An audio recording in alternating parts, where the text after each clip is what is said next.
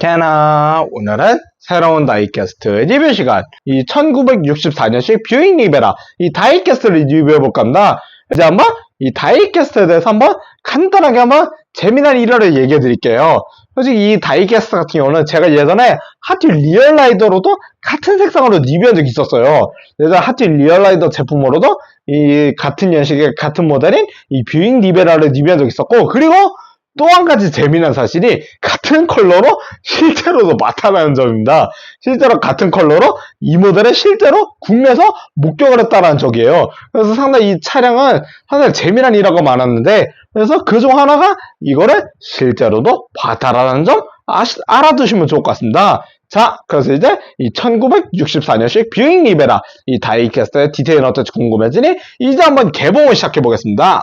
자, 그래서 이제 이 1964년식 뷰잉 리베라 이 다이캐스트의 디테일은 어떨지 궁금해지니 이제 한번 전면부를 보여드릴게요.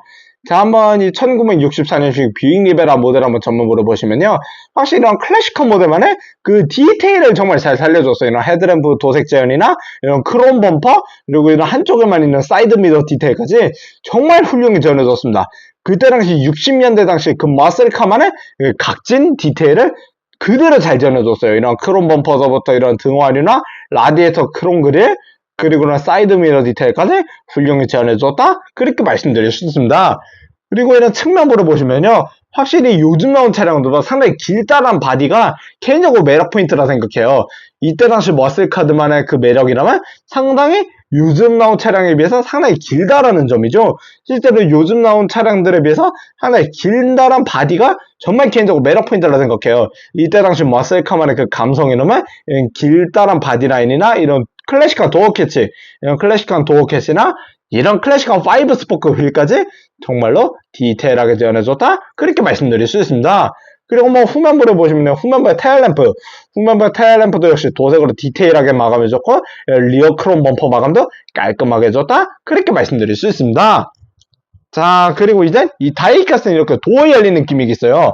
이 뷰잉 리베라 같은 경우는 이렇게 도어 열리는 기믹이 있는데, 이 점도 확실히 예전에 리뷰했던 핫휠 리얼라이더랑은 확연하게 다른 포인트네요. 예전에 핫휠 리얼라이더 뷰잉 리베라 보면 이렇게 도어 열리는 기믹이 없었는데, 이번에 이 매치박스 제품은 이렇게 도어 열림 기믹이 있는 게 확연하게 다른 포인트다, 그렇게 말씀드릴 수 있겠네요. 자, 그래서 이제 이 다이캐스트 한번 내부를 보여드릴게요. 자, 한번 이 뷰잉 리베라 이 다이캐스트 한번 내부를 보시면요, 확실히 도어 열리는 기믹이 있는 만큼 내부에도 뭐 디테일은 어느 정도 신경 써준 것 같아요. 확실히 도어 열리는 기믹이 있는 만큼 내부 마감도 역시 상당히 신경 써줬다, 그렇게 말씀드릴 수 있어요. 이런 뭐 핸들 제어는 살짝은 아쉽지만, 물론 미니카라 핸들 제어는 그렇게까지 좋은 편은 아닌 것 같아요. 뭐 스티어링 제어는 뭐 실제랑은 조금 살짝은 다르게 되는 포인트는 아쉽지만, 그래도 뭐 기어 노브나 이런 실내 인테리어 마감은 깔끔했고, 그리고 시트도 보시면 이런 클래식한 시트로 되었죠. 이런 60년대 머슬카 특유의 이런 클래식한 시트로 디테일하게 마감해준 포인트는 정말로 마음에 듭니다. 이런 클래식한 시트 디테일은 개인적으로 마음에 들었고, 그리고 이런 실내 인테리어, 이런 클래식한 실내 인테리어 디테일도 훌륭히 재현해줬다, 그렇게 말씀드릴 수 있어요. 자, 그리고 한번 조수석 쪽 보여드릴게요. 그리고 한번 조수석 쪽에서 보시면요, 대시보드나 이런 실내 인테리어 디테일도 훌륭했고, 그리고 시트도 역시 이런 클래식한 시트로 디테일하게 해줬다, 그렇게 말씀드릴 수 있겠네요. 자, 그래서 이제 이 1964년식 뷰잉 리베라 이 다이캐스트에 대해 토탈평을 한번 말씀드려볼게요. 제가 이 1964년식 뷰잉 리베라를 만나보면서 느낀 점은 확연하게 그 느낌이에요.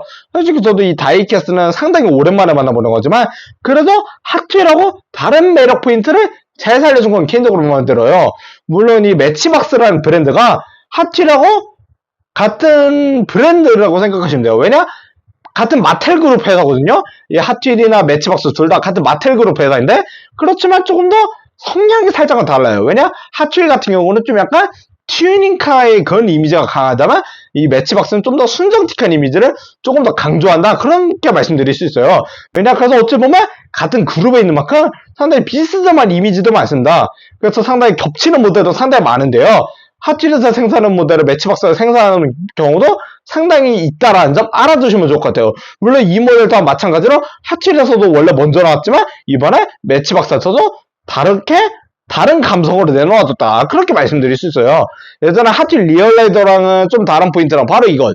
바로 이 도어 열리는 기믹. 예전에 하필 리얼라이더는 이렇게 도어 열리는 게 없었다면 이번에 이 매치박스는 이렇게 도어 열리는 기믹이 있다는 게 확연하게 다른 포인트다. 그렇게 말씀드릴 수 있겠네요. 자, 그래서 이제 이 1964년식 뷰잉 리베라 이 다이캐스트에 대한 저의 리뷰 나와서 마무리를 짓겠습니다. 오늘 다음번에 또 재미난 다이캐스트 컨텐츠로 만나 뵙도록 하겠습니다. 그럼 다음번에 만나요. 캔바.